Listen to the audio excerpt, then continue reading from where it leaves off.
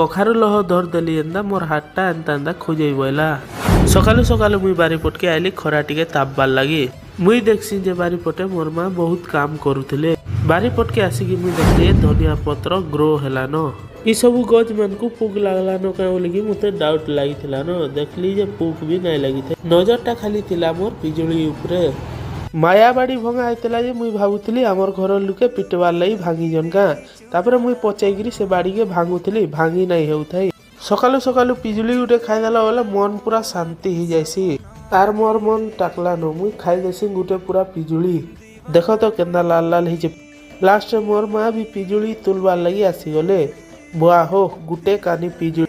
मोर बापा भी जोरसोर पिजुली तुलु। मुई किछि नहीं हुए बोलिकी कखारु लहरे हाथ मारी देइथिली। जे एंता हाथ को जावा बोली मुई भी नहीं जानथाई। बुआ हो बड़ बड़ कखारु हेइचे बोली मुई भी नहीं जान। जहा के कखारु ने